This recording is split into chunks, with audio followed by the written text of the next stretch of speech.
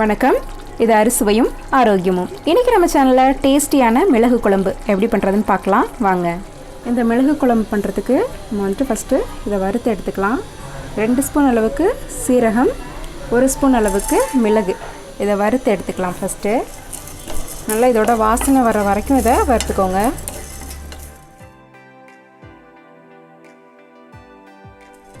இப்போ ஒரு 2 மினிட்ஸில் பார்த்திங்கன்னா இதோட கலர்லாம் நல்லா சேஞ்ச் ஆகிடுச்சு, வாசனை நல்லா வந்துடுச்சு. இப்போ ஸ்டவ் ஆஃப் பண்ணிவிட்டு இதை நல்லா ஆற வச்சு பவுடராக அரைச்சி எடுத்துக்கலாம். இப்போ நம்ம குழம்பு வச்சிடலாம். அதுக்கு நான் வந்து மண் சட்டி யூஸ் பண்ணியிருக்கேன். இதில் வந்துட்டு நல்லெண்ணெய் விட்டுக்கிறேன். ஒரு 3 ஸ்பூன் அளவுக்கு நல்லெண்ணெய் விட்டுக்கோங்க. இது நல்லா சூடாகட்டும். எண்ணெய் காஞ்சதுக்கப்புறம் அதில் வந்துட்டு ஒரு 1/4 டீஸ்பூன் அளவு கடுகு, இந்த கடுகு நல்லா வெடிக்கட்டும்.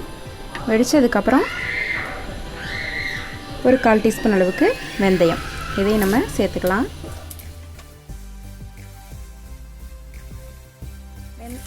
வெந்தயம் நல்லா பொரிஞ்சதுக்கப்புறம்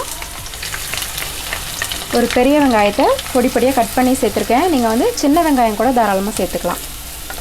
சின்ன வெங்காயம் யூஸ் பண்ணிங்கன்னா முழுசாக கூட போடுங்க, இல்லாட்டா பாதியாக கட் பண்ணி அதில் சேர்த்துக்கோங்க. ஒரு 10லேருந்து 15 சின்ன வெங்காயம் போதுமானதாக இருக்கும்.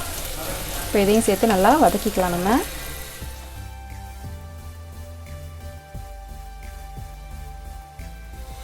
இப்போ இது கூட ஒரு 7-8 பல் பூண்டு, அப்புறம் ஒரு கொத்த அளவுக்கு கருவேப்பிலை, இதையும் சேர்த்துக்கலாம்.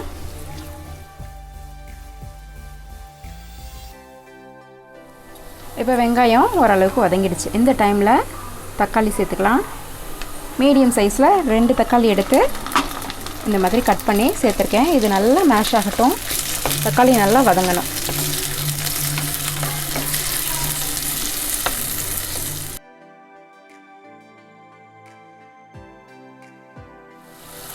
தக்காளி நல்லா வதங்கி வந்துடுச்சு. இப்போது இதில் வந்துட்டு ஒரு பிஞ்ச் வந்து நான் பெருங்காயத்தூள் சேர்த்துக்கிறேன்.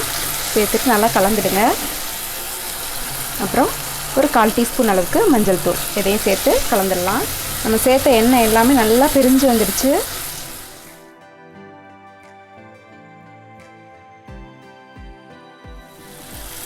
இது நல்லா வதங்கினதுக்கப்புறம் நம்ம எடுத்து வச்சுருக்க புளி தண்ணியை இதில் ஊற்றிடலாம். ஊற்றிட்டு நல்லா கலந்துடுங்க. அப்புறம் இந்த குழம்புக்கு தேவையான அளவு உப்பையும் நம்ம சேர்த்துக்கலாம். இதை வந்துட்டு நீங்கள் கன்சிஸ்டன்சி வந்து தண்ணியாகவும் நீங்கள் வச்சுக்கலாம், இல்லை நல்லா திக்காக கூட நீங்கள் வச்சுக்கலாம். நான் வந்துட்டு நல்லா கொதிக்க வச்சு திக்காக தான் எடுக்க போகிறேன். உங்களுக்கு காரம் இன்னும் நிறைய வேணும் அப்படின்னா நீங்கள் வந்துட்டு இதுக்கு மேலே குழம்பு வச்சு இறக்குனதுக்கப்புறம் நீங்கள் மிளகுத்தூளை வந்துட்டு மேலே தூவி அப்படியே எடுத்துக்கலாம். இது நல்லா இப்போ கொதிக்கட்டும்.